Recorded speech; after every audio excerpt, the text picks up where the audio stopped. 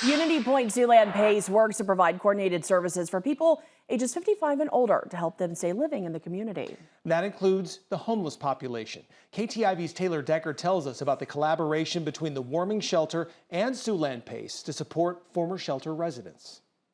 When you are homeless, you are often surrounded by people at all times in a shelter setting. When you first go to live by yourself, it can be very lonely. Kayla Lennon of Siouxland PACE and Shayla Moore of the warming shelter have been working together the last few years to collaborate and take care of seniors in Siouxland, even the ones coming off the streets. People sometimes will stay homeless because they're afraid of failing, and if they don't have those services in place. So the Homeless Coalition will be more likely to help house a person if there's services in place. After a former resident of the warming shelter gets housing, PACE works to make sure they're getting the care they need to stay in their home. From a social worker to a nurse to a CNA, anyone can reach out to them and make sure that they're protected.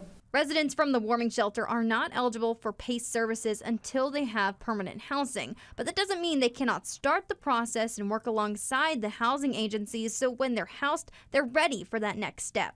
Here at PACE, they are just one of the many agencies that the warming shelter works with to ensure that former residents of the warming shelter are enjoying all that life has to offer and are getting resources and help that they need to help them succeed in life.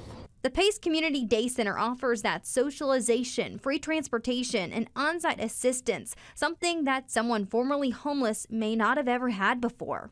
As we walked in, I saw one of our former residents just enjoying conversation with somebody, so that's really good to see.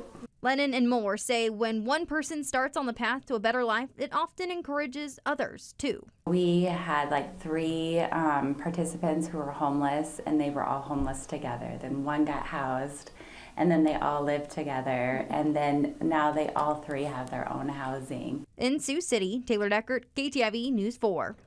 Now, the warming shelter is set to close its doors for good Tuesday, October 1st, but Moore says she is still hoping for a different outcome. We have not given up hope. There's lots of positive things going on, and we're still trying to get that funding so that we can stay open. Tomorrow at 11 a.m., the city of Sioux City and the warming shelter staff will talk about the future of the shelter. Stay tuned to KTIV on all of our platforms for the very latest.